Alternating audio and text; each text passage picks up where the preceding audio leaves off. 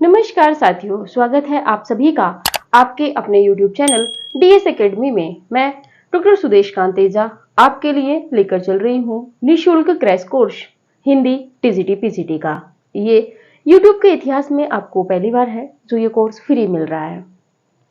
अगर आप चैनल पर नए हैं तो चैनल को सब्सक्राइब कीजिए। अगर आपने चैनल सब्सक्राइब कर लिया है, आपको वीडियो अच्छी लग रही है तो कमेंट कीजिए, लाइक कीजिए और साथ में जितना हो दोस्तों में शेयर कीजिए। हमारा उद्देश्य है कि अभी परीक्षाओं की किसी की भी तिथि घोषित नहीं हुई है, इससे पहले पहले जितना हमारे साथ लोग अध्ययन कर सकते हैं जुड़ के कर लें। जिनके पास किताबों का अभाव है, मूल पुस्तकें नहीं है, वो भी हमारे तथ्यों को पढ़कर अपनी परीक्षा अच्छे से परीक्षा की तैयारी कर सकें और अपनी एक जीत सुनिश्चित करें, एक सीट सुनिश्चित कर सके, चाहे वो टीसीटी हो, पीजीटी हो या कोई अन्य परीक्षा हो, किसी भी अन्य राज्य की हो।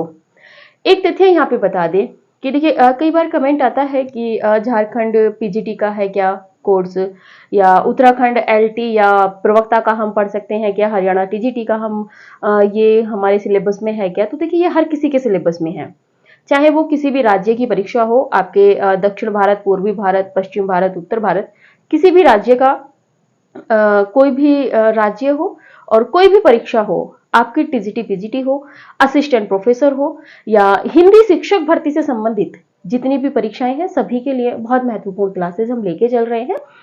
तो आप इसको जितना हो ज्यादा से ज्यादा शेयर कीजिए और ये ना डाउट रखिएगा, देखिए कहीं पर किसी राज्य विशेष में कुछ पुस्तकें विशेष लगा दी जाती हैं। जैसे कि अभी बात कर लें झारखंड की, तो झारखंड प्रवक्ता में पीजीटी में क्या किया है उन्होंने, हिंदी साहित्य का इतिहास तो पूरा का पूरा रखा है, बस कुछ रचनाएं लगा दी हैं। जैसे आपका गोदान हो गया, मैला आंचल हो गया, भारत दुर्दशा हो गई, उत्तरकांड हो गया, इस तरह से कुछ रचनाएं विशेष उन्होंने लगाई हैं।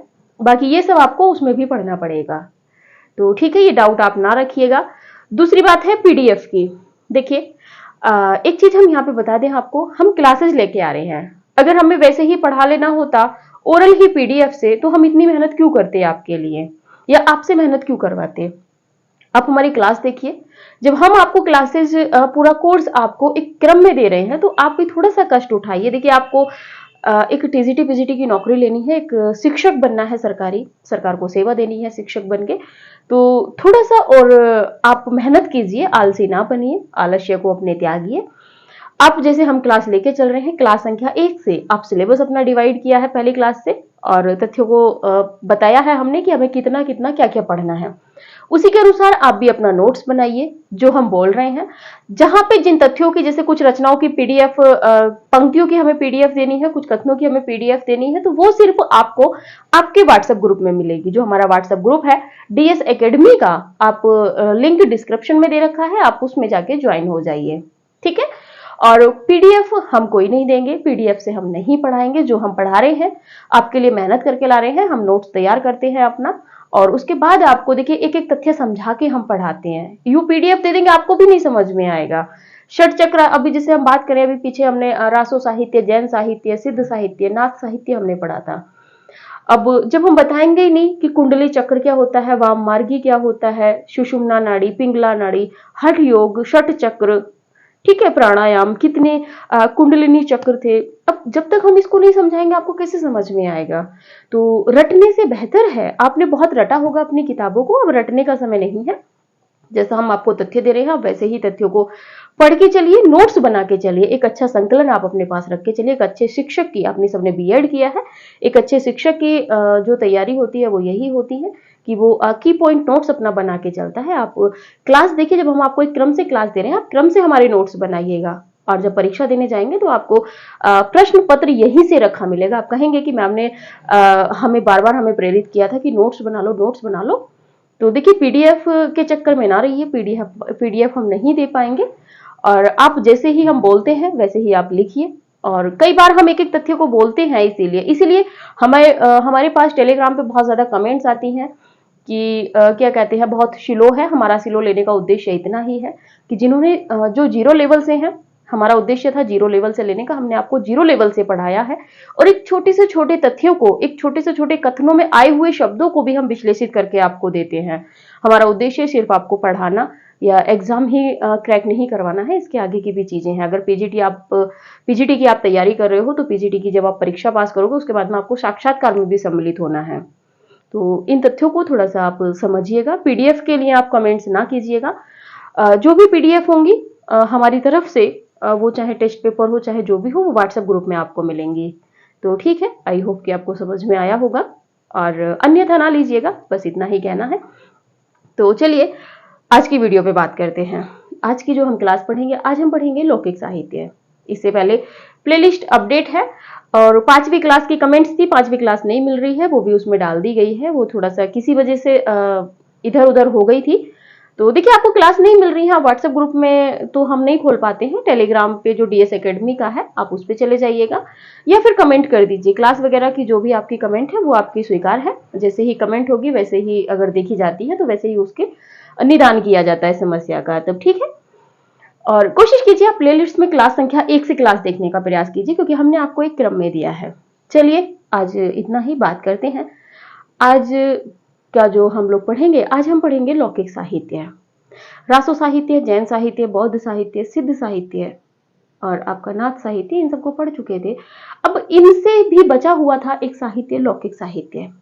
लौकिक साहित्य का मतलब होता है लोक धन एक, यानी कि जो हमारा समाज है, इसमें जिन कवियों ने लिखा है वो ना दरबारी कवि थे, ना वो क्या कहते हैं आपके सिद्ध या नाथ थे। ना तो उन्होंने धार्मिक क्षेत्र पे लिखा था, और ना ही उन्होंने दरबार में रह के राजाओं के आश्रम में रह के राजाओं की जो यशोगान था वो किया था। इन्होंने जो इनको समझ में आया इन्होंने वो लिखा, और इसकी कहीं ना कहीं कमी ये इनको जो ये लौकिक कवि थे, इनको कहीं ना कहीं इस चीज की मतलब एक तरीके से कहीं कि हानि हुई, वो ये कि इनके पदों को, इनकी रचनाओं को संकलित नहीं किया गया। देखिए क्यों नहीं किया गया, क्योंकि जो राजा थे, जो रासो काव्य लिखा गया था उसमें क्या था कि राजाओं के आश्रय में रह के लिखा गया था, तो उसको भी संरक्षित कर लिया गया। आप देखेंगे तो कई जगह जो संग्रहालय हैं, आपके बीकानेर है, आबोहर है, इस तरह से वो संरक्षित हैं, आज भी रखी हुई हैं उनकी पांडुलिपि, हस्तलिखित प्रतियां। और आपके जो नाथ, सिद्ध और जैन थे, ये एक तरीके से अपने धर्म का प्रचार प्रसार कर रहे थे। तो जो जिस धर्म का होता है वो उस धर्म के तथ्यों को एक तरीके से संरक्षित करके रखता है। ठीक है, जैसे हमने नाथों को पढ़ा, अगर आप बात करें तो आप देख सकते हैं कि जो मठ हैं उनमें अभी भी चीजें रखी हुई हैं। सिद्धों की जो चीजें थी वो नेपाल वगैरह में रखी हुई थी, जिनका क्या कहते हैं संपादन आगे किया गया, राहुल सांकृत्यायन है, बाकी ने किया, हमने देखा था। अब ये इनको किसी का संरक्षण प्राप्त नहीं था, तो इन्होंने जो साहित्य लिखा, इनकी जो कलम चली, इन्होंने जो लिखने का प्रयास किया वो जू का तू रहा, और इसको किसी ने संरक्षित नहीं किया। इसीलिए न तो रचना का समय पता चलता है इसमें, न रचनाकार का पता चलता है, हर चीज में विवादास्पद है। वैसे तो आदिकाल पूरा ही विवादास्पद है। तो चलिए चलते हैं लौकिक साहित्य में, देखते हैं कि हिंदी साहित्य के आरंभिक काल में, यानी कि आदिकाल में, जैन और सिद्ध साहित्य का सृजन धर्माश्रय तथा रासो साहित्य का सृजन राजाश्रय में हुआ, परंतु इन दोनों के अलग कुछ लोक साहित्य का भी सृजन हुआ। यानी कि जो जनजीवन था उसमें जो कवि उभर के आते हैं, उन्होंने भी अपना साहित्य लिखा, जो लोकाश्रित होने के कारण संरक्षित नहीं हो सका, क्योंकि ये सिर्फ उस जनता पर ही आश्रित था, इसीलिए इसको किसी ने संरक्षित नहीं करा, किसी ने संभाल के नहीं रखा। यहाँ पे कंफर्म हो गया है कि जैन और सिद्ध साहित्य का जो सृजन जो किया गया था वो धर्म के लिए किया गया था, धर्म के प्रचार प्रसार के लिए किया गया था, और रासों का जो किया गया था वो राजाओं की प्रशंसा में किया गया था, इसीलिए वो संरक्षित है, आज भी मिल जाता है। लौकिक साहित्य में बात कर लेते हैं ढोला मारूरा दूहा की। ढोला मारूरा दूहा जो मुख्य रूप से मानी जाती है, ये रचना कल्लोल कवि की मानी जाती है। कल्लोल कवि ढोला मारूरा दूहा रचना के रचनाकार हैं। आगे बात कर लेते हैं संकलनकर्ता। ढोला मारूरा दूहा, ये जो इसके जो संकलन करता है, इसको जो एक जगह जो इसके पदों का संकलन किया है वो किया है कुशल लाभ ने। कुशल लाभ ने ढोला मारूरा दूहा रचना के जो पद थे, जो जो इनको मिले, उनका इन्होंने संकलन किया, एक जगह इकट्ठा किया। आगे बात कर लेते हैं, यह 11वीं शताब्दी में रचित एक लोक भाषा काव्य है। भाषा इसकी वैसे राजस्थानी आपको मिलेगी, ब्रज भी मिलेगी, पिंगल मिलेगी, लेकिन जो उस समय वर्तमान में थी, प्रेजेंट में थी, ब्रज मिश्रित राजस्थानी, तो वो आपको मिलेगी। और समय जो है 11वीं शताब्दी में रचित इसको माना जाता है। बात कर लेते हैं मूलतः दोहों में रचित इस लोक काव्य को 17वीं शताब्दी में कुशल रायवाचक ने कुछ चौपाइयां जोड़कर विस्तार दिया। देखिए यहाँ पे प्रश्न बनेगा कैसे, ढोला मारूरा दूहा किस छंद में रचित है? तो ढोला मारूरा दूहा, दूहा का अर्थ ही दोहा होता है, तो ये आपका जो है दोहे में रचित है। और इसको 17वीं शताब्दी में, 11वीं शताब्दी की रचना है और 17वीं शताब्दी में इसमें कुछ चौपाइयां जोड़ी थी, किसने? कुशल राय वाचक ने। प्रश्न बनेगा ढोला मारूरा दूहा में चौपाइयों का विस्तार या चौपाइयों को किसने जोड़ा था? या तो समय पूछ लेगा 17वीं शताब्दी, या किसने जोड़ा था, तो आपके कुशल राय वाचक ने। बात कर लेते हैं 1561 ईस्वी में जैन कवि कुशल लाभ राय कथावाचक ने इसके पदों का संकलन किया। इसके पदों का जो संकलन किया था कुशल राय कथावाचक ने 1561 ईस्वी में किया था। आगे बात कर लेते हैं 1934 ईस्वी में तीन विद्वान थे, कौन कौन थे? राम सिंह, सूर्यकरण पारीख और आपके नरोत्तम स्वामी ने इसके पदों का संपादन कर इसे नागरी प्रचारणी सभा काशी से प्रकाशित करवाया था। यहाँ पे तथ्य महत्वपूर्ण है नवीन तथ्यों से कि ढोला मारूरा दूहा के पदों का जो संकलन है काशी नागरी प्रचारणी सभा से, वो किसने कराया था? नागरी प्रचारणी सभा काशी से किसने कराया था? तो इसमें तीन विद्वान हैं आपके, राम सिंह, सूर्यकरण पारीख और नरोत्तम स्वामी जी, इन्होंने कराया था। कब कराया था? 1934 ईस्वी में। ठीक है, आप इसका स्क्रीनशॉट लीजिए, उसके बाद बढ़ेंगे, हम देखेंगे आगे इस रचना को।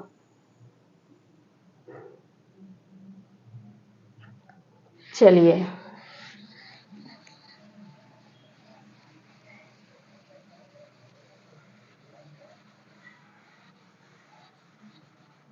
आज जो लौकिक साहित्य में जितना बचा है वो पढ़ लेंगे, और अमीर खुसरो और जो आपके विद्यापति हैं उनको अलग से देखेंगे, एक एक क्लास में होगा।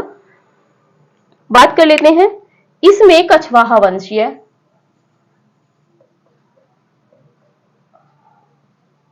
ढोला मारूरा दूहा,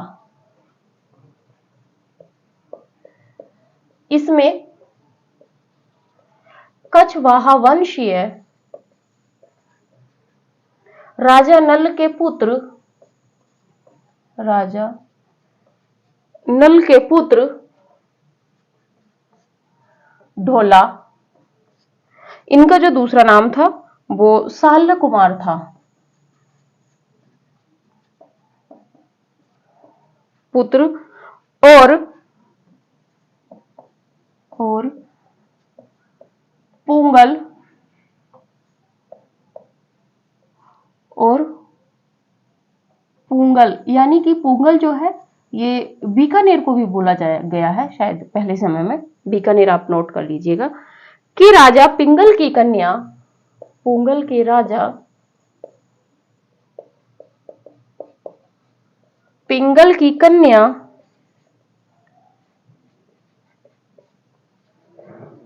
मारवड़ी के विवाह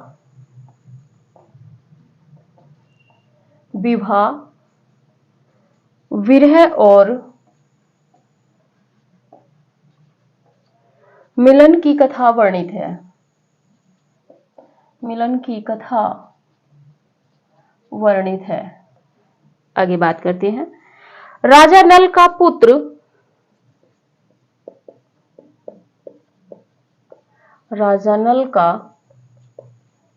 पुत्र ढोला जिस समय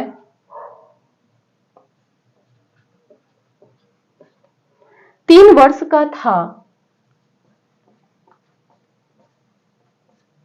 3 वर्ष का था तथा राजा पिंगल की कन्या, पिंगल की कन्या मारवड़ी मारवड़ी केवल 1.5 वर्ष की थी। मारवड़ी केवल 1.5 वर्ष की थी, तभी दोनों का विवाह करा दिया गया था। तभी दोनों का पहले हो जाता था, विवाह करा दिया गया था। आगे बात कर लेते हैं। ढोला का दूसरा विवाह। ढोला का बहुत ज्यादा लिखने की आवश्यकता नहीं थी, कहानी संक्षेप में बता देंगे। ढोला का दूसरा विवाह मालवा की राजकुमारी, मालवा की राजकुमारी मालवड़ी से हो गया, पर इसे मारवड़ी हो गया तभी से मारवड़ी दुखी रहने लगी। अब देखिए, किसी का पति दूसरा विवाह कर लेता है तो क्या उसकी पहली पत्नी खुश रहेगी? ऐसा तो होगा नहीं। तो मारवड़ी दुखी रहने लगी। उसने ढाडियों के माध्यम से, ढाडियों के माध्यम से ढोला के पास अपना विरह संदेश भेजा। माध्यम से ढोला के पास अपना विरह संदेश भेज देती थी, लेकिन जो आपकी मालवड़ी थी ये संदेश पहुंचने नहीं देती थी। ये एक तरीके से होती थी, छुपा रुस्तम थी, ये दुबका लेती थी। इसको पता था कि अगर ढोला ने संदेश पढ़ा तो वो मारवड़ी के पास चला जाएगा। तो मालवड़ी के प्रयत्न से बहुत समय तक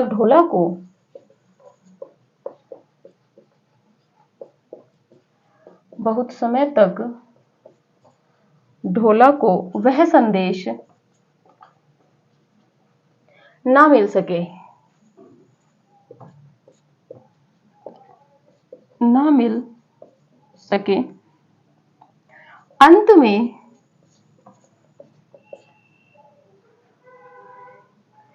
अंत में मारवड़ी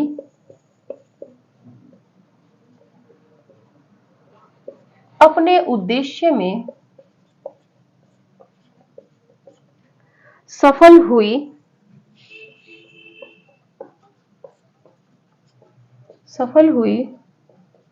और दोनों के पुनर्मिलन का समय आया। दोनों के पुनर्मिलन का समय आया। चलिए आगे बात कर लेते हैं। यह एक मुक्तक काव्य है। यह एक मुक्तक काव्य है। इसमें कुल, यह एक मुक्तक काव्य है, यहीं पे लिखिए, जिसमें कुल 788 छंद हैं। आगे बात कर लेते हैं। इसका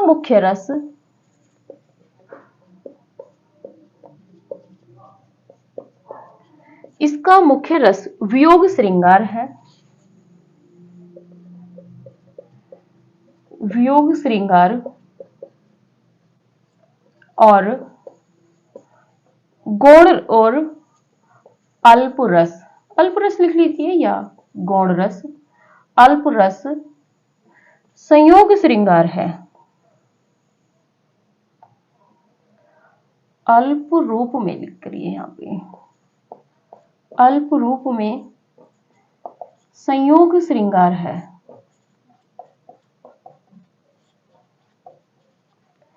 इसके बाद में बात कर लेते हैं,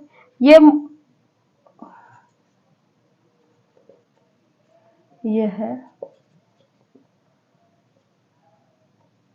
मुख्य रूप से दोहा या दोहा छंद में रचित है। बहुत ज्यादा लिखाने की आवश्यकता नहीं थी, लेकिन फिर भी आपके पास नोट्स इकट्ठा रहे इसीलिए लिखाने का प्रयास करते हैं।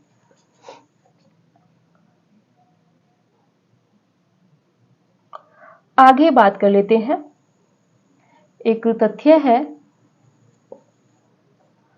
राउलवेली के कवि रोड़ा ने प्रेम वर्णन की जो परंपरा के कवि रोड़ा ने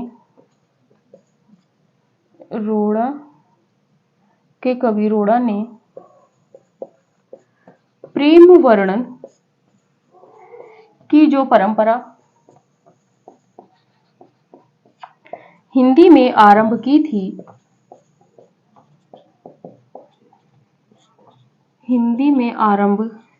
की थी उसको ढोला मारूरा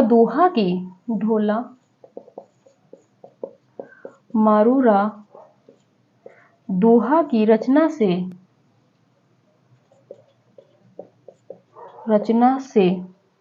विकास की एक नई दिशा प्राप्त हुई। विकास की एक नई दिशा प्राप्त हुई। तो चलिए पहले इतना देखते हैं, क्योंकि आगे जो है वो कथन है थोड़ा बड़ा है। बात कर लेते हैं ढोला मारूरा दोहा की। बात हम कर रहे थे, इसमें क्या था कि कछवाहा जो राजा थे कछवाहा वंश के, उनका बेटा था, जो राजा थे नल, उनका बेटा होता है ढोला। ढोला की उम्र होती है 3 वर्ष, और वहीं पर पुंगल यानी कि बीकानेर के पास के एक राजा होते हैं पिंगल, उनकी बेटी होती है मारवड़ी। 3 ही नायक नायिकाएं हैं। पहला नायक है ढोला और इसमें 2 नायिकाएं हैं। पहली है मारवड़ी और जो दूसरी है वो है मालवड़ी। ठीक है, मालवड़ी को थोड़ा सा कोरिलेट कीजिएगा, क्योंकि ये मालवा की राजकुमारी थी, तो यहां से मालवड़ी है। और बीकानेर आप या पिंगल कहें तो वो क्या कहते हैं, आपकी मारवड़ी है। होता क्या है कि जो आपके पिंगल राजा होते हैं, इनके यहाँ पे एक बार सूखा पड़ जाता है। सूखा पड़ जाता है तो ये क्या करते हैं, ये पहुंच जाते हैं, अब दूसरी जगह जाना होता ही है। जब एक जगह अकाल पड़ जाता है, सूखा पड़ जाता है, तो ये जाते जाते पहुंच जाते हैं अपनी बेटी को लेके और पत्नी के साथ में आपके कछवा इनके यहाँ नल जी के यहाँ। नल के यहाँ जब पहुंच जाते हैं तो मारवाड़ी की जो माँ होती है उसको नल पसंद आ जाते हैं, जबकि नल की जो अवस्था थी उस समय, जो आयु थी, वो 3 वर्ष की थी। उनको पसंद आ जाते हैं, उनको लगता भी है कि हमारे यहाँ तो सूखा पड़ा हुआ है, इनका राज्य अच्छा चल रहा है, और अगर ये मान जाते हैं तो क्यों ना हम अपनी पुत्री का विवाह इनसे कर दें। और जो राजा पिंगल होते हैं वो भी मान जाते हैं।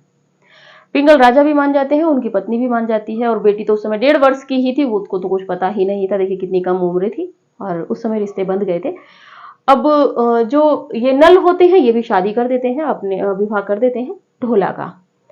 अब उसके बाद में क्या होता है कि ढोला बड़े होते हैं।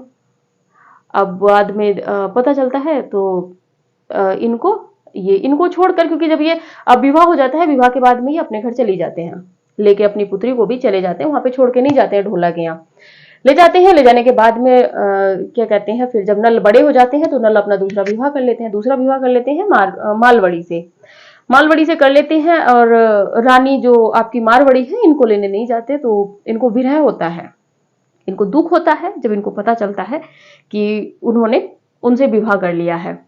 तो उसके बाद में ये संदेश देती हैं बहुत ज्यादा ढांडियों के माध्यम से। तो प्रश्न भी बन जाता है कि जो मारवड़ी थी वो किसके माध्यम से संदेश पहुंचाती थी नल के पास, तो ढांडियों के माध्यम से ये संदेश भेजती थी। जब विवाह हो जाता है फिर क्या कहते हैं, वो मालवड़ी जो होती है वो चालाक होती है। जब उसको जाके वहां पे संदेश मिलता है तो वो संदेशों को, जो चिट्ठियां होती हैं उनको दुबका के रखती रहती है, पत्रों को, कि अगर नल को ये पत्र मिल गए तो नल फिर चला जाएगा राज उसके क्या कहते हैं आपके मारवाड़ी के पास में। और इसी तरह करते करते एक दिन फिर क्या होता है कि नल को वो पत्र मिल जाता है। नल को पत्र मिल जाता है, उसे थोड़ा सा एक तरीके से कहते हैं कि ग्लानि होती है कि मैं यहाँ पर हूँ, एक दूसरी पत्नी भी है मेरी जो मेरे विरह में है।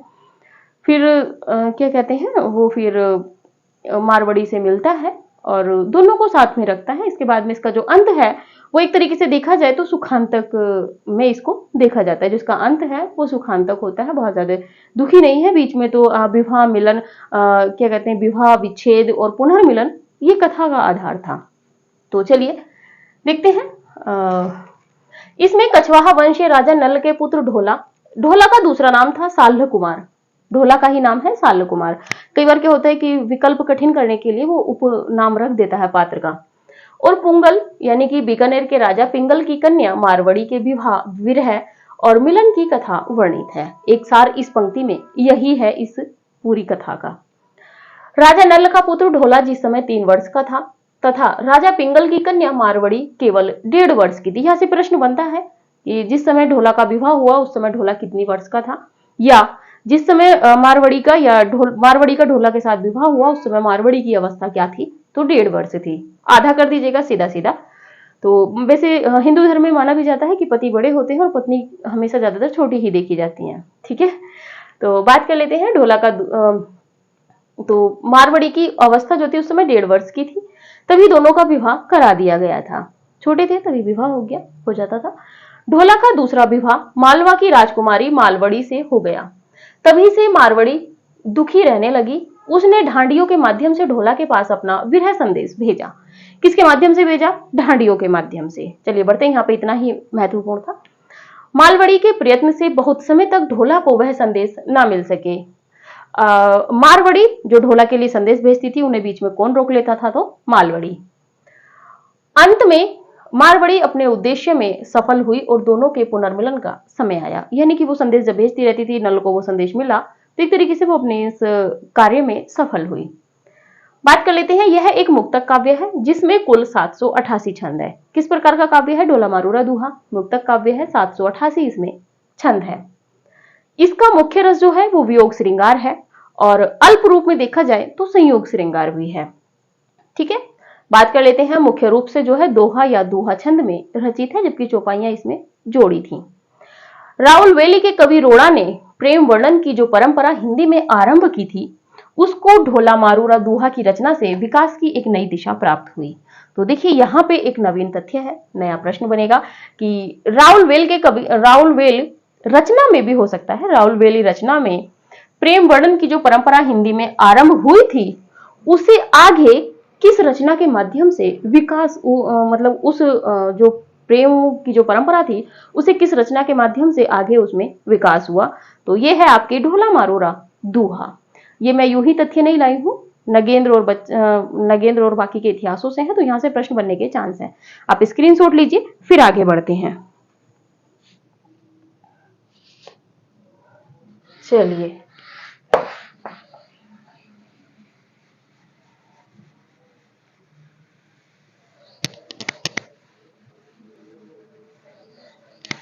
देखिए, बहुत ज्यादा ये भी रहता है, लोग सोच रहे होंगे कि व्हाइट बोर्ड पे मिटाना ये सब, तो देखिए इतना तो होता ही है, आप कोऑपरेट करेंगे।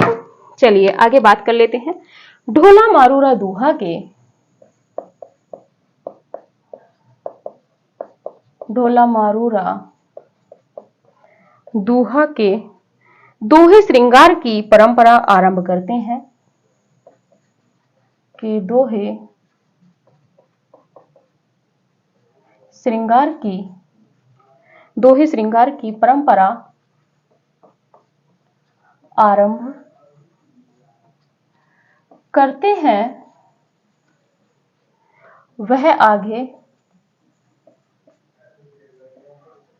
आगे जाकर बिहारी के काव्य में प्रतिफल हुई। वह आगे जाकर बिहारी के काव्य में प्रतिफल हुई। आगे बात कर लेते हैं।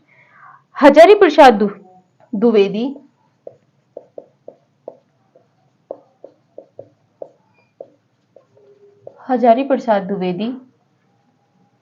नरोत्तम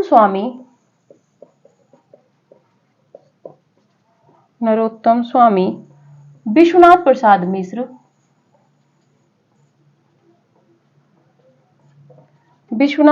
मिश्र आदि ने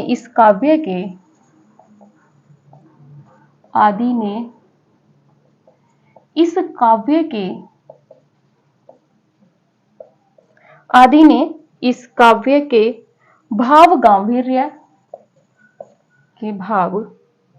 गांधीर्य को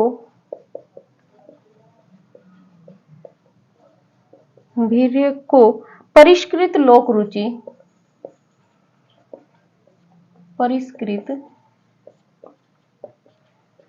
रुचि का प्रतीक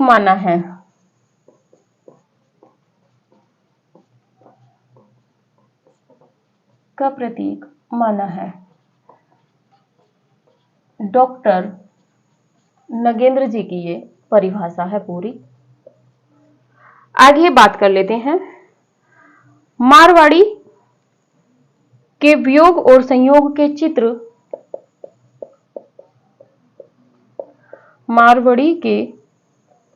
चलिए महत्वपूर्ण नहीं है, इसको छोड़ देते हैं।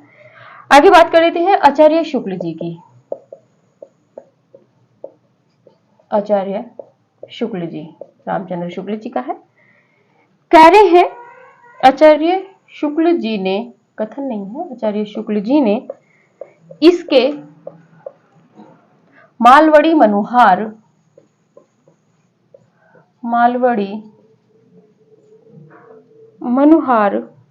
प्रसंग की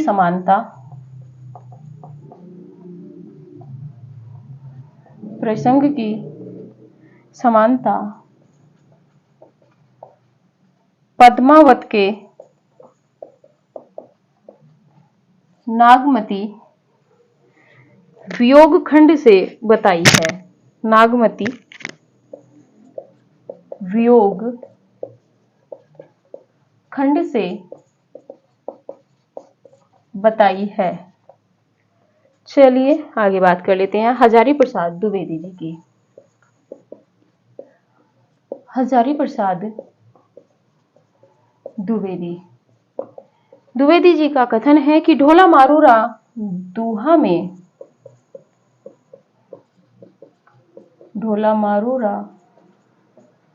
दूहा में हेमचंद्र व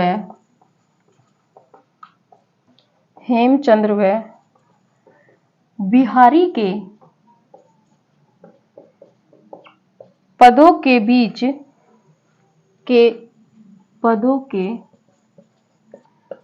की योजक कड़ी है।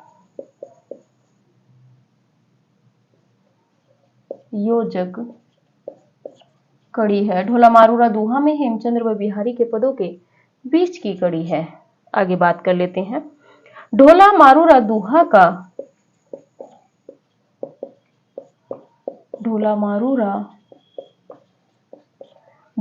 का सबसे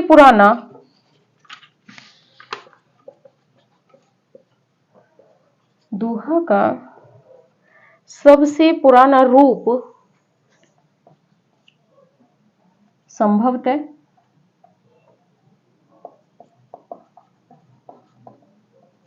संभवतः 11वीं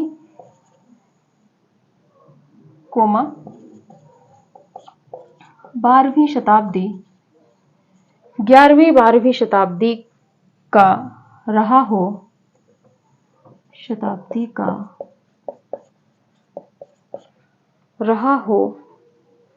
परवर्ती हिंदी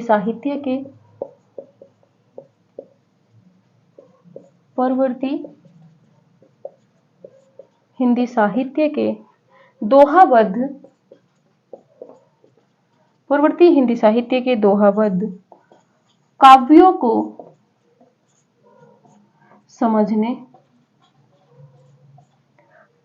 समझने की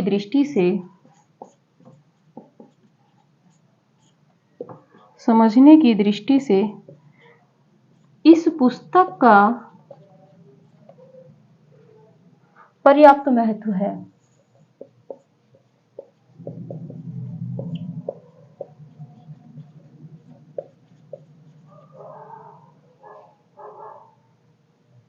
ठीक है, और ये भी जो आपका कथन है ये भी हजारी प्रसाद द्विवेदी जी का है।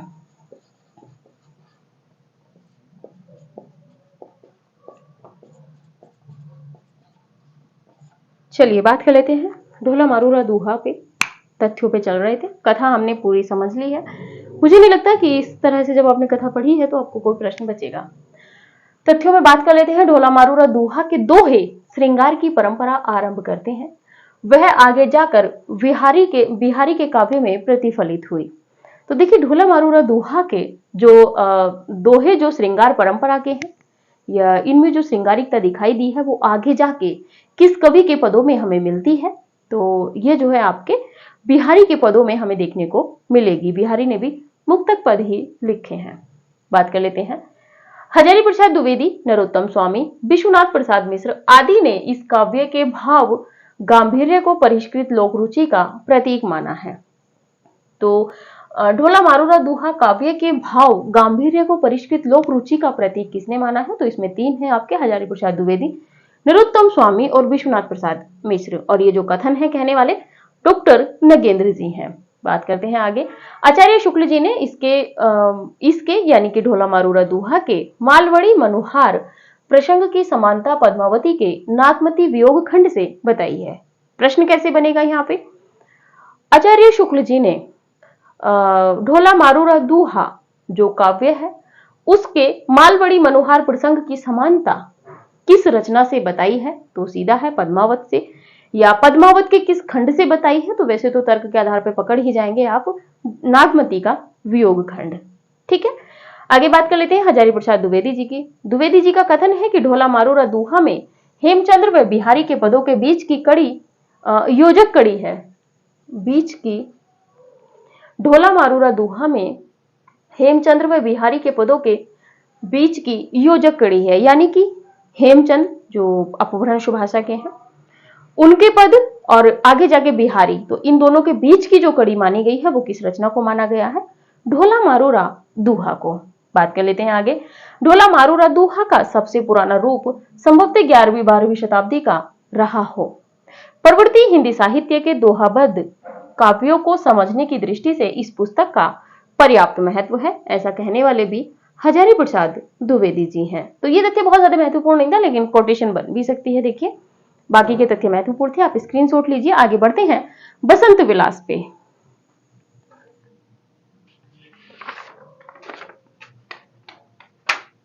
चलिए थोड़ा सा फास्ट लेना है क्योंकि हमारा आदिकाल की, पर यह है कि देखिए स्लो में है थोड़ा सा, और इतना स्लो में भी नहीं है, लेकिन देखिए तथ्य छोड़ नहीं सकते क्योंकि परीक्षाएं बहुत ज्यादा कठिन जटिल होती चली जा रही है, बहुत ज्यादा कठिन तथ्यों को आयोग रखने लगा है, इसीलिए। बात कर लेते हैं बसंत विलास।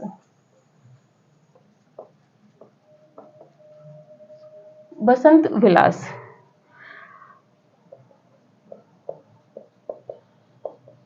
रचनाकार व रचनाकाल दोनों जो है इसके अज्ञात हैं मुख्य रूप से। आगे आके देखेंगे कुछ तथ्यों में समानता मिलेगी। डॉक्टर माता प्रसाद गुप्त के अनुसार डॉक्टर माता प्रसाद गुप्त के अनुसार इसका समय 13वीं-14वीं शती के मध्य है। का समय 13वीं-14वीं शती के मध्य है। आगे बात कर लेते हैं। आदिकालीन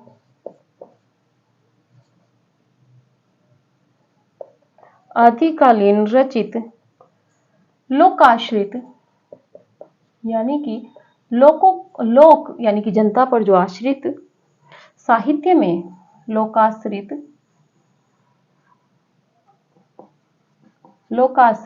साहित्य में बसंत विलास भी एक आकर्षक कृति है।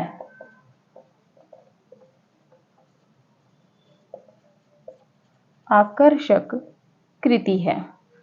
84 दोहों में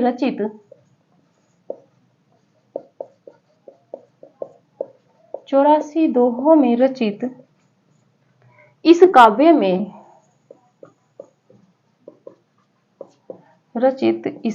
में बसंत और स्त्रियों पर उसके विलासपूर्ण प्रभाव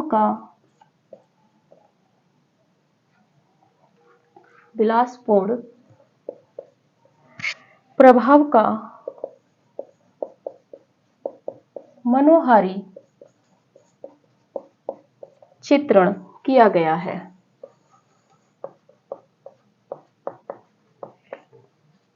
ठीक है, आगे बात करते हैं। डॉक्टर माता प्रसाद गुप्त।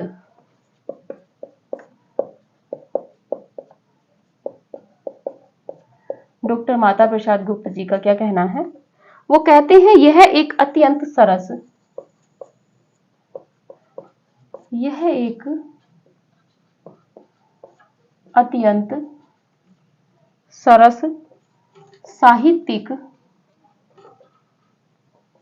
साहित्यिक कृति है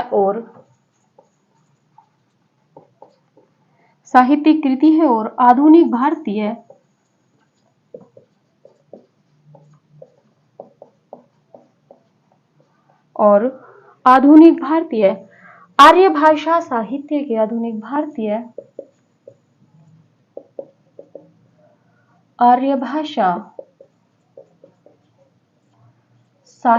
के आर्य भाषा साहित्य के आदिकाल में बेजोड़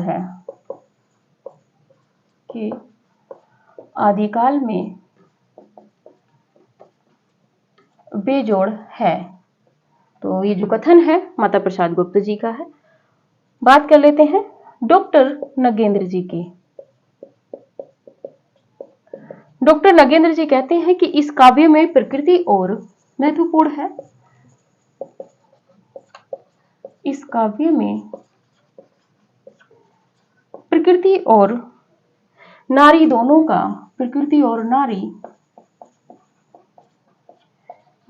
का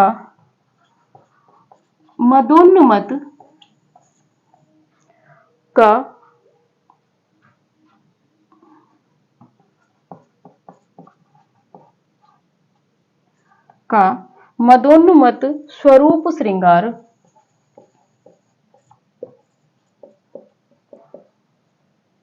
रस की तीव्र धारा प्रवाहित करता है। रस की तीव्र धारा प्रवाहित करता है। और ये जो कथन है डॉक्टर नगेंद्र जी का है। बात कर लेते हैं दूसरा कथन भी आपके डॉक्टर नगेंद्र जी कह रहे हैं। क्या कहते हैं कि स्त्री पुरुष प्रकृति तीनों में स्त्री पुरुष प्रकृति तीनों में अजस्र बहती यानी कि हमेशा, जिसको कोई रोक ना सके, अजस्र बहती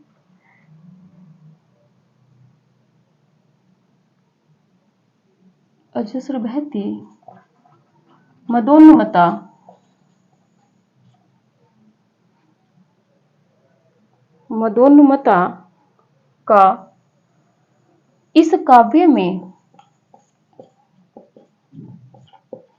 का इस काव्य में जैसा चित्रण मिलता है, देखिए सेम सी ही है लेकिन महत्वपूर्ण है क्योंकि प्रश्न बन चुका है हायर में। जैसा चित्रण मिलता है वैसा रीतिकालीन, क्योंकि मुझे भी लिखते हुए डाउट हो रहा था कि मैंने लिखा है कि नहीं, इसीलिए रीतिकालीन हिंदी कभी भी, रीतिकालीन हिंदी कभी भी नहीं कर सके, जैसे इन्होंने प्रयोग किया है वैसा रीतिकालीन कभी भी नहीं लिख सके। आगे बात कर लेते हैं, दो तथ्य और हैं इसके। सर्वप्रथम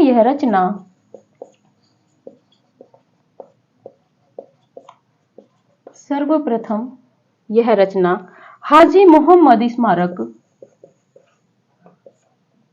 हजारी जी लिखे जा रहे हैं, हाजी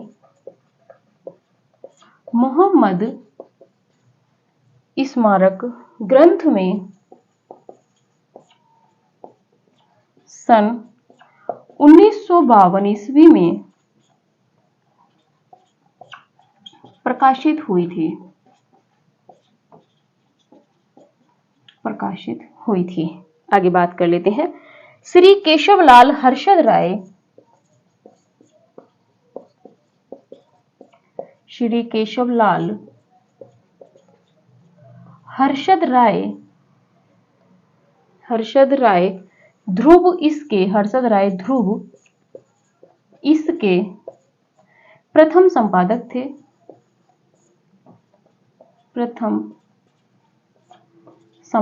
थे। उन्होंने 1451 यानी कि 1451 ईस्वी की एक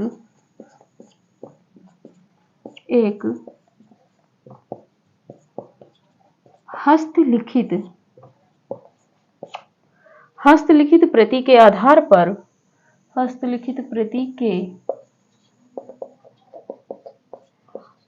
पर इसका संपादन किया था। तो देखिए ये थी आपकी बसंत विलास रचनाकार और रचनाकाल दोनों ही अज्ञात हैं। पहले ही बताया था लोक साहित्य है तो ये अज्ञात है। बात कर लेते हैं डॉक्टर माता प्रसाद गुप्त के अनुसार इसका समय 13वीं या 14वीं शती के मध्य है। माता प्रसाद गुप्त जी का कहना है कि बसंत विलास का जो समय है वो 13वीं या 14वीं शती के मध्य का समय है, यानी कि 13वीं शती के बाद और 14वीं शती से पहले यानी कि उसके बीच का है। आदिकालीन रचित लोकाश्रित साहित्य में बसंत विलास भी एक आकर्षक कृति है। 84 दोहों में रचित इस काव्य में बसंत और स्त्रियों पर उसके विलासपूर्ण प्रभाव का मनोहारी चित्रण किया गया है। तो ये जो बसंत विलास है नाम से ही प्रतीत हो रहा है, इसमें जो आपका बसंत आता है, जो बसंत का आगमन होता है, उसके आने पर एक तरीके से जो विरह की अनुभूति जो उस समय, जैसे आप नागमती का वियोग वर्णन देखेंगे और बीसल देव रासों में देखेंगे आप, ठीक है, अभी आपने पीछे देखा था मारवाड़ी का वियोग। तो इस तरह का जब बसंत आता है तो उस समय जो स्त्रियां होती हैं वो वियोग में कैसे व्याकुल होती हैं, लेकिन यहाँ पर जो है, यहाँ पर दिखाया है कि स्त्रियों पर उसके विलासपूर्ण यानी कि कहीं ना कहीं विलासितापूर्ण जो भाव है बसंत के मौसम का, वो उस समय स्त्रियों पर पड़ता है। ठीक है, तो ये इसमें दिखाया गया है। 84 इसमें दोहे कितने हैं? 84 दोहों में रचित एक काव्य है ये, और इसमें बसंत और स्त्रियां दो ही नायक नायिका हैं, पर उसके विलासपूर्ण प्रभाव का मनोहारी चित्रण जो है वो कवि ने किया है। बात कर लेते हैं डॉक्टर माता प्रसाद गुप्त जी क्या कहते हैं। डॉक्टर माता प्रसाद गुप्त जी का कहना है कि यह एक अत्यंत सरस साहित्यिक कृति है और आधुनिक भारतीय आर्य भाषा साहित्य के आदिकाल में बेजोड़ है। माता प्रसाद गुप्त जी ने, देखिए यहाँ पे प्रश्न कैसे बनेगा, बसंत विलास को आधुनिक भारतीय आर्य भाषा साहित्य के आदिकाल में बेजोड़ कृति किसको कहा है, या माता प्रसाद गुप्त जी ने किस रचना को आधुनिक भारतीय आर्यभाषा साहित्य के आदिकाल में बेजोड़ कृति माना है तो आपकी बसंत विलास होगी। ठीक है, तो यही है आधुनिक भारतीय आर्यभाषा साहित्य की साहित्य के आदिकाल की बेजोड़ कृति कौन सी मानी जाती है? बसंत विलास। किसने मानी है? डॉक्टर माता प्रसाद गुप्त ने। हमने पहले भी बताया है, कथन में से प्रश्न बन जाते हैं और प्रश्न का ही कथन बन जाता है, क्योंकि वो जो प्रश्न फॉर्मेट होता है वो किसी ना किसी इतिहास ग्रंथ से लिया होता है। जैसे हम भी जो कथन लेकर आते हैं वो शुक्ल बच्चन सिंह नगेंद्र के ही होते हैं, तो वहां से भी कथन बन जाते हैं। बात करते हैं डॉक्टर नगेंद्र की। क्या कह रहे हैं? ये कह रहे हैं कि इस काव्य में यानी कि बसंत विलास में प्रकृति और नारी दोनों का मदोन्मत्त स्वरूप श्रृंगार रस की तीव्र धारा प्रवाहित करता है। डॉक्टर नगेंद्र जी कह रहे हैं कि वसंत विलास में जो प्रकृति है, यानी कि जो वसंत आया है वो प्रकृति है, और जो स्त्री है उनके मदोन्मत्त स्वरूप श्रृंगार, यानी कि एक श्रृंगार परक तथ्यों की जो श्रृंगारिकता है उसको प्रवाहित करती है। कौन सी रचना? वसंत विलास। कहने वाले कौन है इस कथन को? डॉक्टर नगेंद्र जी। बात कर लेते हैं, अगला कथन डॉक्टर नगेंद्र का है, ये है कि स्त्री पुरुष प्रकृति, यानी कि स्त्री पुरुष और प्रकृति तीनों में अजस्र बहती मदोन्मत्ता का इस काव्य में जैसा चित्रण मिलता है कर लीजिए यहाँ पे, मिलता है, वैसा रीतिकालीन हिंदी कवि भी नहीं कर सके हैं। तो देखिए डॉक्टर नगेंद्र जी ने किस किस को यहाँ पे रखा है? 3 जनों में। तो स्त्री है, पुरुष है और वसंत है, यानी कि प्रकृति है। इन तीनों का जैसा अजस्र बहती मदोन्मत्ता, यानी कि मद में उन्मत्तता, यानी कि जब मदमस्त कहते हैं ना कि मदमस्त की तरह बढ़े चला जा रहा है, या हाथी मदमस्त में है, अपनी मदमस्त में है, यानी कि वो अपने मन ही मन खुश है, अपने में मुग्ध है। तो यहाँ पर जो है स्त्री पुरुष और जो आपकी प्रकृति है, ये तीनों अपने में मुग्ध है, और इनकी जो मादक उन्मुक्तता है, जो एक रसात्मक अनुभूति की तरफ है ये तीनों। तो ये तीनों इस तरह मतलब बहते चले जा रहे हैं। इनका जो वर्णन है जैसा इस काव्य में मिला है, यानी कि बसंत विलास में मिला है, वैसा रीतिकालीन हिंदी कवि भी नहीं कर सके हैं। जबकि रीतिकालीन कवियों ने तो बेजोड़ श्रृंगारिकता, क्योंकि श्रृंगार काल इसीलिए रीतिकाल को कहा गया है। ठीक है, तो ये तथ्य था यहाँ पे, यानी कि रीतिकालीन हिंदी कवि भी नहीं कर सके हैं ऐसी श्रृंगारिकता का वर्णन, प्रेम उन्मुक्तता का वर्णन, जैसा कि बसंत विलास में मिलता है। ये कथन डॉक्टर नगेंद्र जी का है, महत्वपूर्ण कथन है ये। आगे बात कर लेते हैं कि सर्वप्रथम यह रचना हाजी मोहम्मद स्मारक ग्रंथ में सन 1952 ईस्वी में प्रकाशित हुई थी। तो सबसे पहले जो ये रचना है बसंत विलास, ये किसमें प्रकाशित हुई थी? तो हाजी मोहम्मद स्मारक ग्रंथ, यानी कि एक वार्षिकांक या पत्रिका के रूप में कह सकते हैं, ये उसमें प्रकाशित हुई थी। सबसे पहले कब हुई थी? 1952, यानी कि 1952 में। ठीक है, आगे बात कर लेते हैं। 1952 में आपको ध्यान भी आया होगा, गारसादा तासी के इतिहास का हिंदी अनुवाद किया था लक्ष्मी सागर वार्ष्णेय जी ने 1952 में। तथ्यों को थोड़ा सा जोड़ के चलिएगा। बात कर लेते हैं श्री केशवलाल हर्षद राय ध्रुव। श्री केशवलाल हर्षद राय जो ध्रुव हैं, इसके प्रथम संपादक थे। इस रचना का इन्होंने पहली बार संपादन किया था। कहां से किया था?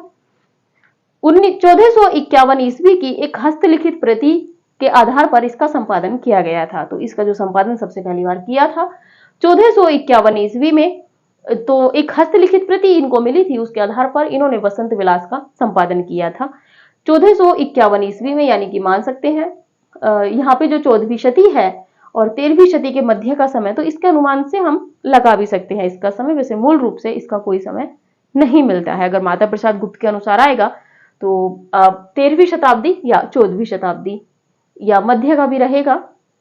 तो ये थी आपकी वसंत विलास। आप स्क्रीनशॉट लीजिए, थोड़ी सी कुछ रचनाएं हैं एक एक लाइन की, हम उनको देख लेंगे। वैसे हम उनको जैन साहित्य में पढ़ चुके हैं, लेकिन एक बार फिर से हम देख लेंगे।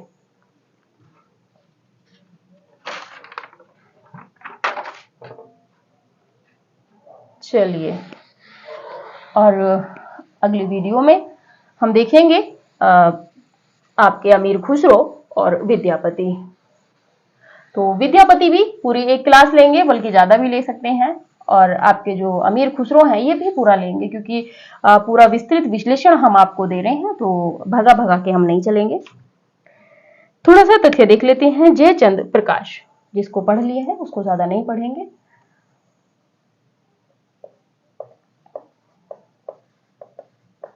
जयचंद प्रकाश, और आपको ध्यान आ गया होगा कि यह रचना किसकी थी। ठीक है, प्रकाश कहां से आता है तो ये आपको ध्यान आ गया होगा, भट्ट केदार। आगे बात कर लेते हैं जयमयंक जसचंद्रिका। जयमयंक जसचंद्रिका, इसका भी ध्यान आ गया होगा आपको कि किसकी है, मधुकर कवि या मधुकर भट्ट। आगे बात कर लेते हैं रणमल छंद। रणमल छंद, रणमल छंद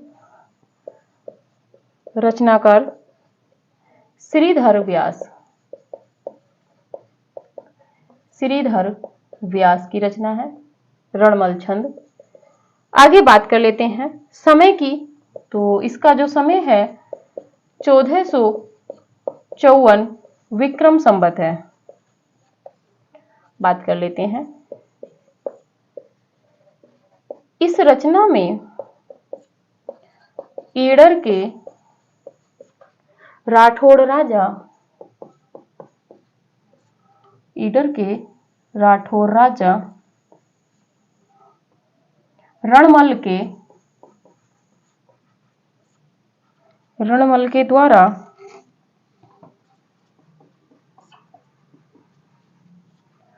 पाटन के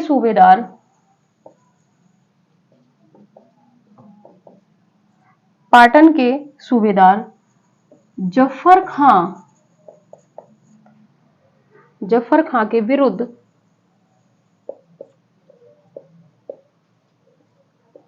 की गई विजय का वर्णन है।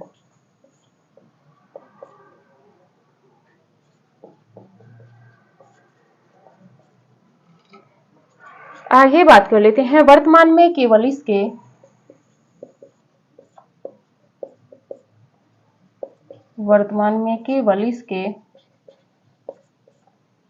इसके 70 छंद उपलब्ध हैं।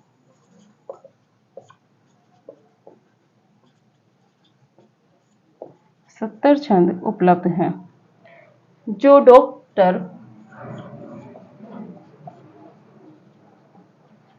दशरथ द्वारा संपादित रास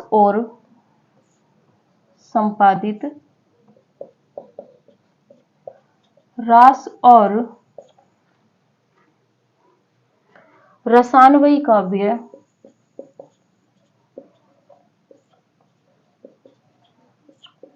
में संकलित है।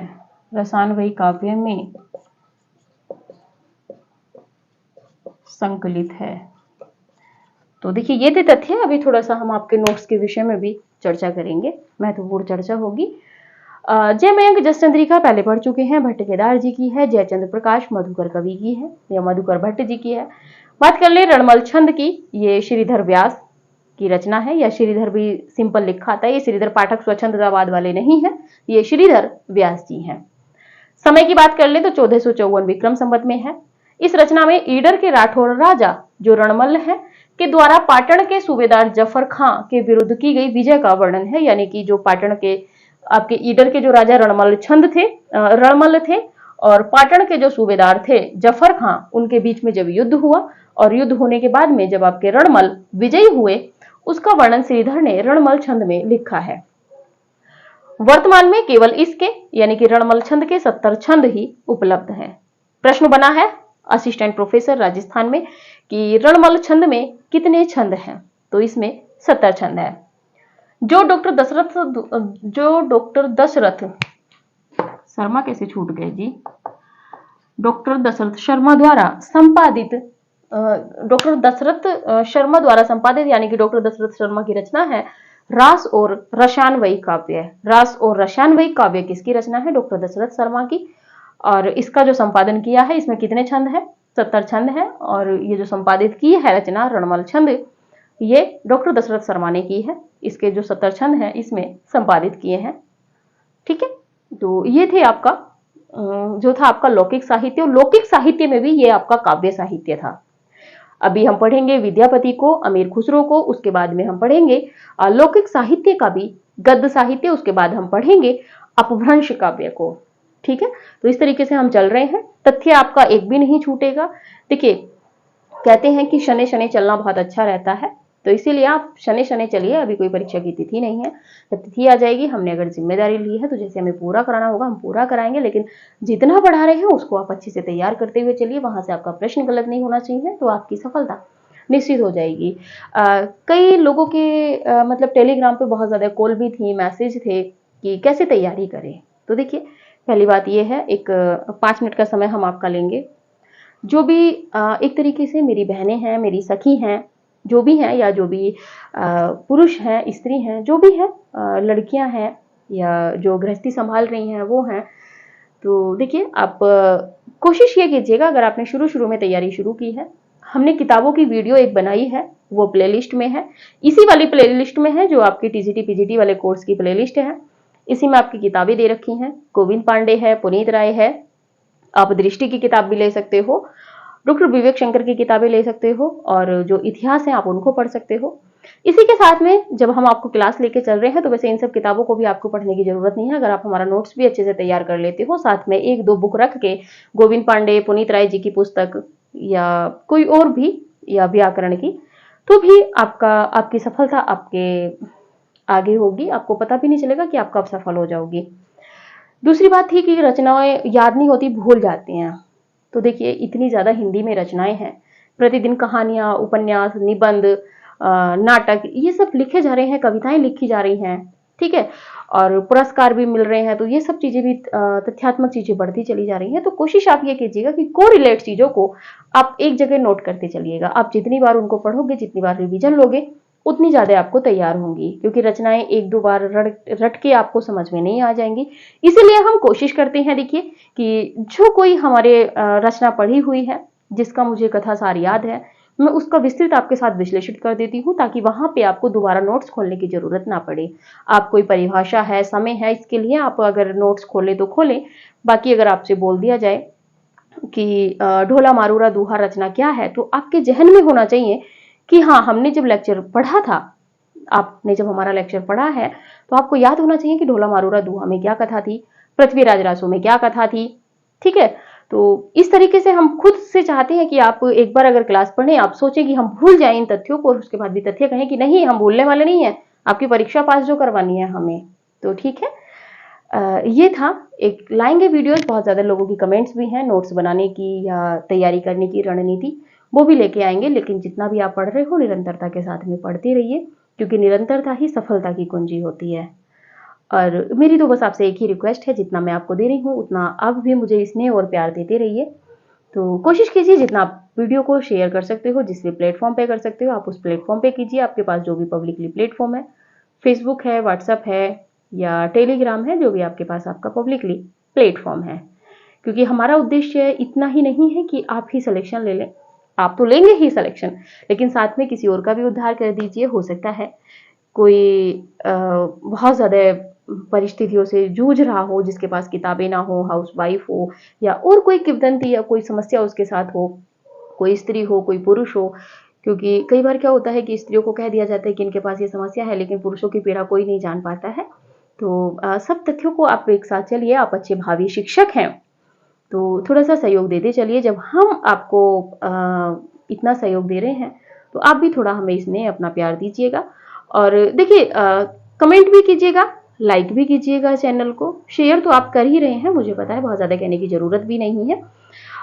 लेकिन देखिए, जब आप कंटिन्यू हमसे जुड़ गए हैं, आपका अपना परिवार है डीएस एकेडमी, आप इस परिवार के एक सदस्य हो, तो जब आप एक परिवार में रहते हो, तो उसके सदस्य होने का नाता आप जो आपकी जो भूमिकाएं होती हैं, उनको थोड़ा सा निभाते हुए चलिएगा। आप हमें ये इस तरह कमेंट ना कीजिएगा कि पीडीएफ दे दो, या इस तरह से जितना हमसे अवेलेबल हो पाएगा हम उतना आपको दे रहे हैं व्हाट्सएप ग्रुप में। और जैसे ही आदिकाल कंप्लीट होगा, वैसे ही आदिकाल की जो महत्वपूर्ण पंक्तियां हैं, जहां से प्रश्न बनेंगे, वो सारी पंक्तियां आपको पीडीएफ में आपके व्हाट्सएप ग्रुप में मिल जाएंगी। तो ठीक है, ये पीडीएफ, और कोशिश कीजिए सभी कैंडिडेट कि अपने नोट्स आप अपने हाथ से बनाइए। आप एक बार वीडियो देखेंगे, आप नोट्स बनाएंगे, कुछ गलत लिखा जाएगा, आप फिर सोचेंगे, तो इस तरीके से क्या है ना कि आपको अच्छे से तैयार हो जाएगा। जब एक बार आपके पेन के नीचे से जो तथ्य निकला हुआ होगा, यकीन मानिए आप एक बार उस तथ्य को लिखेंगे, एक बार आप पढ़ेंगे, उसके बाद ऑफिशियल नॉर्मली मानिए अगर आप उसको नहीं भी पढ़ पाते हो तो भी विकल्प आने पर हो सकता है कि आप उसको सही कर ले जाओ। क्योंकि कई बार क्या होता है, लिखते हुए भी हम गलती कर जाते हैं, उसके बाद हमें उसको कट करके फिर दोबारा लिखना होता है, तो तथ्य हमारे स्मृति में रह जाते हैं। तो नोट्स अपने से बनाइए। हम आपको एक क्रम वाइज जब हम आपको लेके चल रहे हैं तो आप भी एक क्रम के साथ में अपना नोट्स बनाइए। देखिएगा परीक्षा के समय के पास में जब आप पहुंचेंगे, आपका नोट्स आपके पास तैयार रहेगा। नोट्स हमेशा अपने ही पढ़िए, किसी दूसरे के नोट्स ना पढ़िए। क्योंकि अगर कहते हैं पीडीएफ, तो देखिए पीडीएफ का आप प्रिंट निकलवा लोगे। अगर सपोज मानिए कि हम हैंड राइटिंग में नोट्स भी आपको प्रोवाइड करा दे पीडीएफ, पहली बात तो हम कराएंगे नहीं। दूसरी बात है, अगर 1% हम करा भी देते हैं तो आप क्या करेंगे, उसको प्रिंट करा के लाओगे, प्रिंट धुंधला आएगा, बहुत ज्यादा डब हो जाएगा, ऊपर नीचे हो जाएगा, आपको समझ ही नहीं आएगा। फिर आप उसको रद्दी की तरह फेंक दोगे, आप अपना पैसा भी वेस्ट करोगे। तो पैसे की कीमत को समझिए, समय की कीमत को समझिए, और ईमानदारी के साथ में ये टाइम शॉर्टकट तैयारी करके पीडीएफ पढ़ के सिलेक्शन लेने का नहीं है। इस समय जितनी मेहनत आप कर लोगे, जितनी गहनता से आप पढ़ लोगे, जितना तथ्यों को आप समझ के पढ़ लोगे, उतना अच्छा आपके लिए रहेगा। तो मेरा आपसे सिर्फ यही कहना है कि नोट्स खुद से बनाइए, आपके अपने लिखे हुए नोट्स रहेंगे, आपको पता रहेगा आपने किस तरह से वहां पे तथ्यों को संकलित किया है। ठीक है, नोट्स खुद से बनाइए। और आगे भी मैं यही कहूंगी आपसे कि आप कोई भी पीडीएफ से ना पढ़िए। आप पीडीएफ से पढ़ नहीं पाएंगे, प्रिंट निकलवाएंगे तो इससे ज्यादा का आप पैसा वहां दे देंगे, और प्रिंट भी आपका वो फिर आके रद्दी की तरह रखा जाएगा, आप उसको नहीं पढ़ पाएंगे। यकीन मानिए आपका नोट्स आपकी हैंड राइटिंग में रहेगा, आप उसको 1 से 2 नहीं 4 बार आप पढ़ोगे। ठीक है, तो चलिए आज की क्लास हमारी यहीं तक थी। मिलते हैं अगली वीडियो में अमीर खुसरो के साथ में। पढ़ेंगे अमीर खुसरो को, जिन्होंने 11 राजाओं का राज्यारोहण देखा था। ठीक है, तो तब तक के लिए नमस्कार।